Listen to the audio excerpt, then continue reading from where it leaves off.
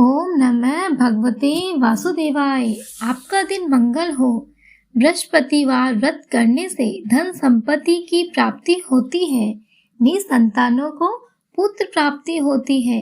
परिवार में सुख शांति बनी रहती है। सभी आनंद पूर्वक रहते हैं।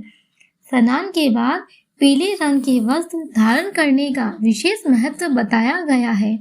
भोजन में चने की दाल, बेसन और पीले रंग के खाद्य पदार्थों का सेवन करना चाहिए। सुनते हैं व्रत कथा। प्राचीन काल में एक ब्राह्मण रहता था। वह बहुत दुखी था। उसके कोई संतान नहीं थी। उसकी पत्नी बहुत ही गंदगी से रहती थी। उसने स्नान नहीं किया, किसी देवता की पूजा नहीं की। इसे ब्राह्मण देवता बहुत दुखी हुए। बेचारा बहुत कुछ कहता था पर उसका कोई नतीजा नहीं निकलता। भगवान की कृपा से ब्राह्मण की पत्नी के यहाँ पुत्र रूपी मणि का जन्म हुआ। जब कन्या बड़ी हुई तो वह प्रातः स्नान करके भगवान विष्णु का जप करने लगी और बृहस्पतिवार का व्रत करने लगी। जब वह पूजा समाप्त कर स्कूल जाती थी तो मुट्ठी में जौ लेकर स्कूल जाते समय रास्ते में रख देती। फिर लौटते समय वह सोने का जौ तोड़कर घर ले आती।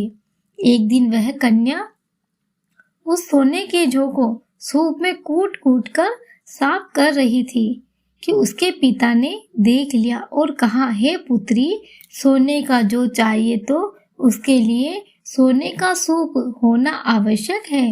दूसरे दिन बृहस्पतिवार था। इस कन्या ने व्रत रखा और बृहस्पति देव से प्रार्थना की और कहा, यदि मैंने सच्चे मन से आपकी पूजा की है तो मुझे सोने का सूप दीजिए।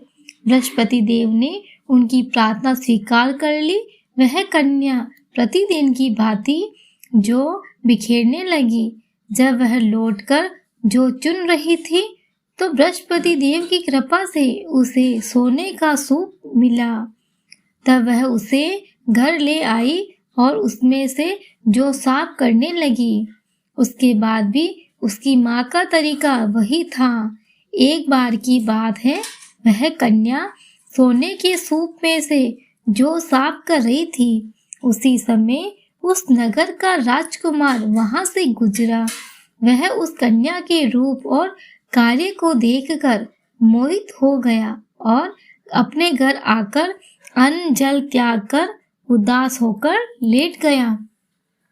जब राजा को इस बात का पता चला तो वह अपने प्रधानमंत्री सहित उसके पास गया और बोला, हे पुत्र, तुझे क्या परेशानी है?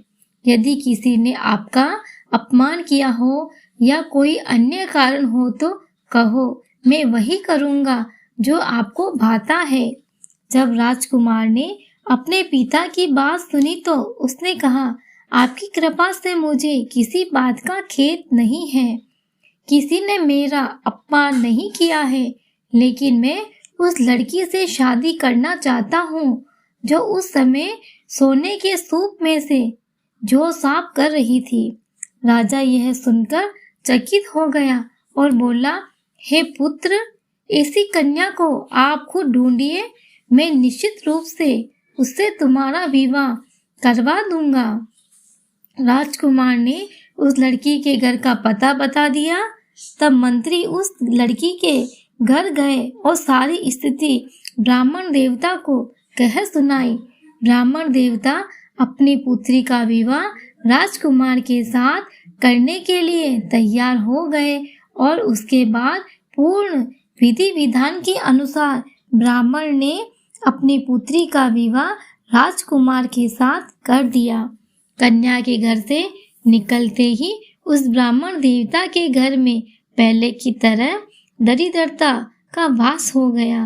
अब तो खाने के लिए भी खाना मिलना बहुत मुश्किल हो गया था। एक दिन उदास होकर ब्राह्मण देवता अपनी पुत्री के पास गए। बेटी ने पिता की दुर्दशा देखी और माँ का हालचाल पूछा। तब ब्राह्मण ने सारा हाल कह सुनाया। लड़की ने ढेर सारा पैसा देकर अपने पिता को विदा किया। इस प्रकार ब्राह्मण का कुछ समय सुखपूर्वक व्यतीत हुआ। कुछ दिनों बाद वही स्थिति हो गई।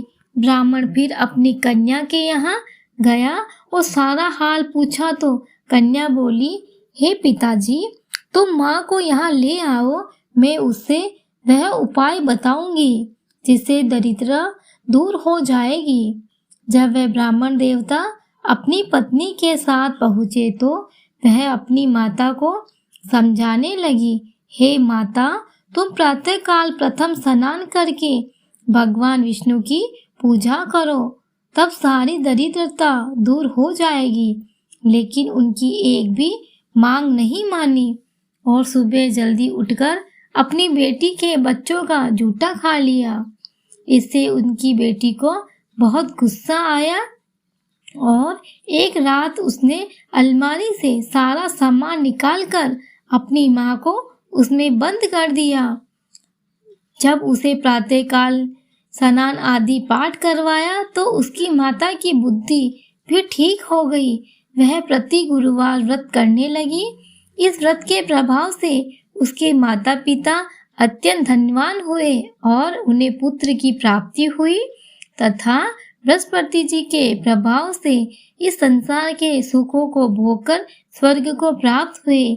आपको ये कथा पसंद आई हो तो प्लीज इस वीडियो को लाइक, शेयर, सब्सक्राइब करना मत भूलिएगा। आप सभी का बहुत बहुत धन्यवाद।